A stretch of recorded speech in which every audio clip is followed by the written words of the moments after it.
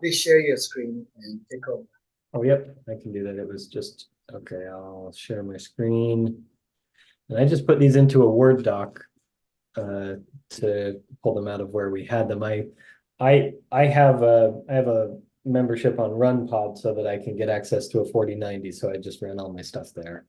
But Nice. it's fun down for now. Runtime is amazing so long as you remember to shut it down. Yes, I I learned that.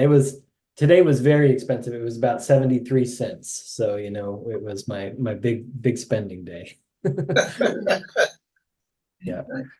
All right. So lately, like I say, I'm the only one from the Kahoa team today. They're off doing I don't know why the others aren't here, but lately I have been working with my daughter to get her riding her bicycle. And so a lot of the prompts that I gave were around bicycle riding, and it was some interesting results that I got. And I wanted to go through and I'll show what I got here, and then there's some other things that are a little bit more clear at the bottom. But so I built out the diffusion model. It generated some really interesting images. You can see here, this one's, you know, the prompt was a picture of a dad teaching his daughter how to ride her bike, even though she's very scared. He's running beside her and she's focused on the handlebars.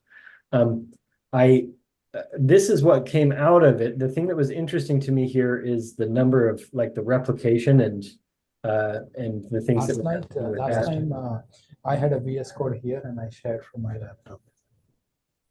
All right. Yeah, it's good.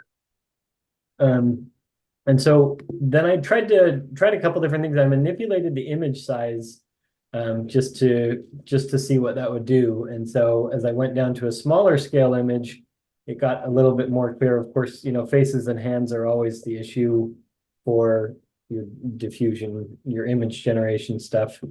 And so this is what came out. And then I tried, I tried to put it against a different pre-trained model to see what would come out of that. And this is what I got when I switched to Stable Diffusion 2. And this is the image that was generated from that. So it was interesting to see how the size differences mattered as far as what was generated inside of the images, and then the different models that generated different imagery for it. And then we have a cat. So last night our cat decided to get into our food, and it was one of the things that was on my mind. So I said a picture of a cat getting into food that's left on the counter while the family is eating in the other room. And this is where we got much cleaner imagery. I think there's a lot of training against cat images because there's a lot of cat images on the internet. So that was interesting to see how much clearer that one came out. And then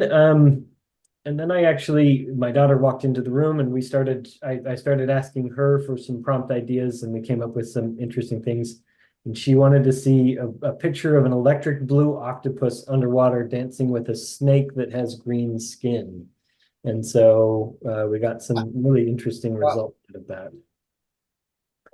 And then as we went down a little bit farther, tried to mess around with some art.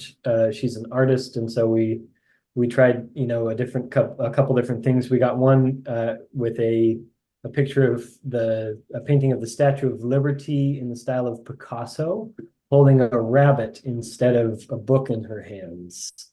And so we generated this, and this was a different.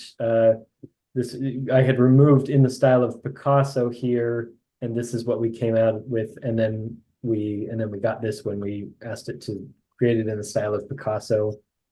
The rabbit is a bit hard to make out. Yeah. Yeah, and then I was, like I said, I was playing around with it in different, seeing what it would do as I changed the size of the image output. And so, you know, I changed the output size here, and it does a lot of duplication and a lot of interesting re-rendering of that. You can see the rabbits here and the Statue of Liberty.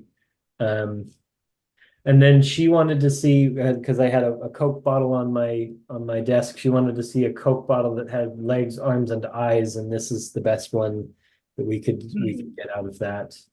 And then last wanted to see a money tree in the middle of a field of computers, and so we generated some interesting pictures. When I tried it as a picture, this is what we got.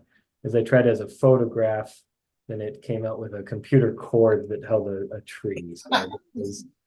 But yeah, that's what we came up with. Nice. Nice. This is awesome.